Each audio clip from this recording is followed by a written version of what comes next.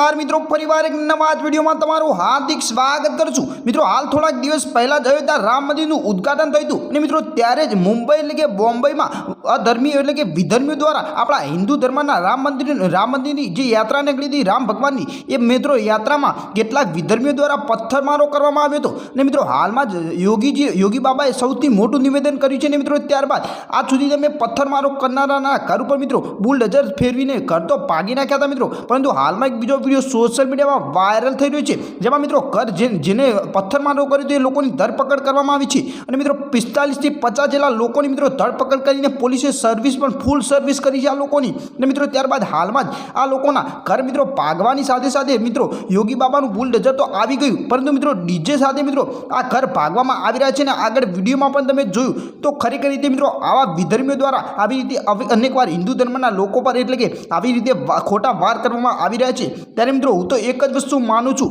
કે આવી રીતે ખોટા પ્રયાસો ભગવાન રામના પ્રસંગે આવા ખોટા વાર કરવા ન જોઈએ આ લોકોએ, અને ખરેખર રીતે હિન્દુ ધર્મ બીજા ધર્મ એટલે કે ગમે તે ધર્મ હોય પણ દરેક લોકોએ હળીમળીને રહેવું જોઈએ। મિત્રો ખરેખર રીતે તમારી શું પ્રતિક્રિયા થાય છે એ નીચે કોમેન્ટમાં દર્શાવવાનું ભૂલતા નહીં, કારણ કે મિત્રો હાલમાં જે હિન્દુ ધર્મના રામ ભગવાનની જે યાત્રા નીકળી હતી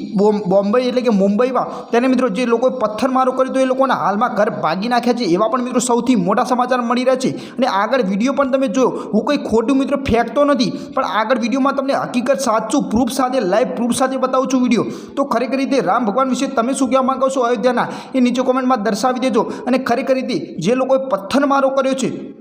એ લોકોને શું સજા થવી જોઈએ એ પણ નીચે કોમેન્ટમાં દર્શાવવાનું ભૂલતા નહીં। અને ખરેખર રીતે મિત્રો ચેનલ પર નવા જ હોય તો તમારા ભાઈની ચેનલને સબસ્ક્રાઈબ કરી દેજો, જેથી આવા જ આવનાર ન્યૂઝના વિડીયોની માહિતી તમને મળતી રહે। અને ખાસ વાત તો એ છે કે આ વિડીયોને મેક્સિમમ લોકો સાથે શેર કરી દેજો, કારણ કે મિત્રો હાલમાં જ આ વિડીયો સોશિયલ મીડિયામાં ખૂબ જ ઝડપથી વાયરલ થઈ રહ્યો છે। બીજી માહિતી મળતા જ હું તમને જણાવીશ, ત્યાર સુધી જય શ્રી રામ, મળીએ બીજા વિડીયોમાં।